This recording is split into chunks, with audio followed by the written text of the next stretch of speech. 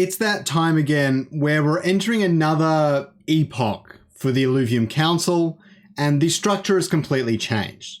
This video is not going to really be about that, but in the new structure there is an IMC, the Illuvium Main Council, and the ICC, which is the replacement for the Community Council. It basically covers a lot of things like governance proposals, helping people write proposals and all the rest of it, and the IMC has a lot of the responsibilities and risks of the DAO as a whole, as well as having final say in a lot of decisions in the overall system, and doing a lot of work to do with regulation and stuff like that as well. So there's a lot involved in the next epoch, and again, I am running for council. Firstly, I want to say thank you for everyone who's elected me into 2 councils already, and I'm excited to be putting my name forward and hopefully getting elected into a 3rd. But either way, there are some really awesome candidates out there, so choose wisely. Read all the nominations, look at everything, and choose wisely. But for myself, I just want to briefly talk to you about my priorities for this upcoming epoch, where I think it's going to be headed, and where I stand on some key topics, because that's really what matters most, right? You want to elect someone that believes in the same things you do. And if I do, great. If I don't, then there are probably lots of people running for council that agree with exactly what you think. And I think that's great as well. So I'm just going to talk over those 3 topics right now. The first one is Revd. You guys know how I feel about Revd. I want to protect it and coddle it at all costs, okay? But what's most important for this upcoming epoch is I expect the safety pool to need a definite decision. Now, it's highly likely that the open beta launches during this upcoming epoch, and at that point, we will hopefully have enough data to determine if the DAO is making enough money or if they're not, and if it warrants keeping the safety pool and integrating it in with the rest of Runway, or dismantling the safety pool and actually distributing that out to stakers. You guys know I would preferably be distributing to stakers 9 times out of 10, but there are definitely going to be cases where that's not important, where maybe we're not generating quite enough revenue, it's going to be a slow build up, keep the safety pool for as long as possible, or I would rather just fold it into Runway, get rid of it, no chance of it going to stakers, just make a finite decision. That is where I want to go with that.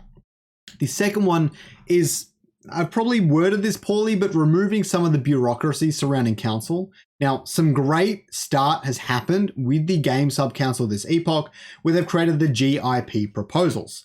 And basically that means any minor balance changes and things like that go through really quickly. They're based on the team's decision making and everything, but everyone's aware of what's happening, the game balance updates, and they can step in and say something if they need to. I think this is really good. It removes all this unnecessary voting, improves the game, and gives the team control of what they need to have control of. I think that's really great, but I think it can be done even further.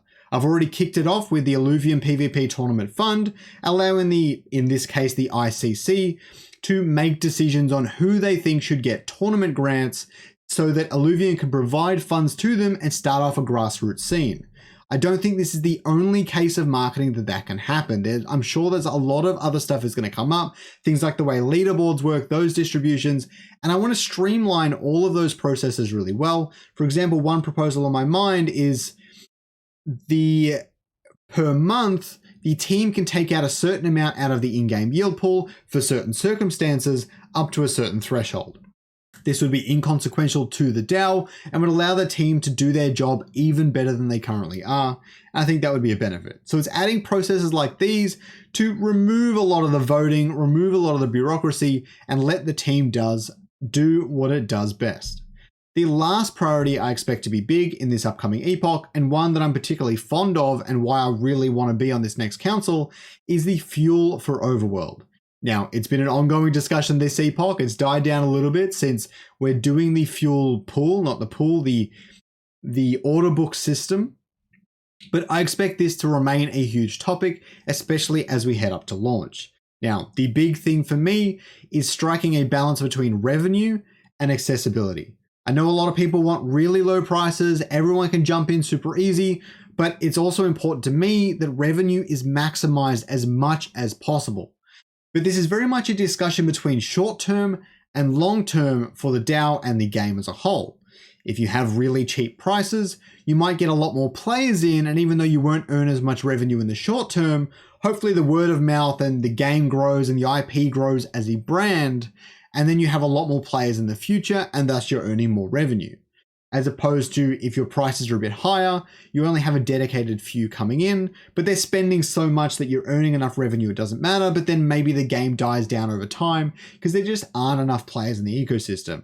Striking this balance and allowing freedom for prices as well is all very important to me. I would consider it somewhat a failure if the prices in this fluctuating price system are constantly hitting the upper threshold, then maybe something needs to change.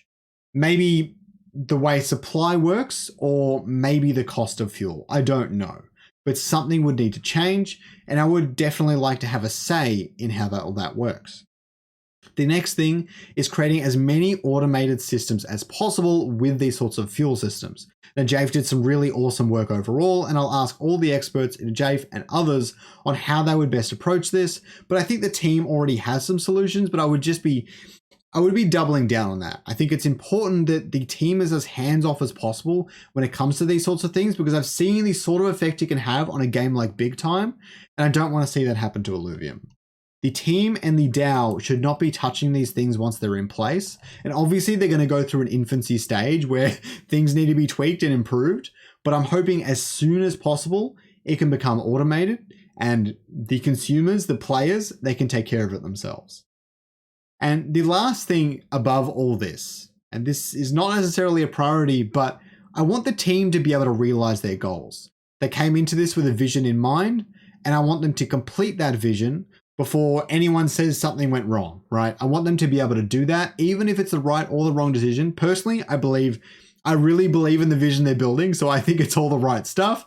But if the data comes out and says that things need to change, then so be it.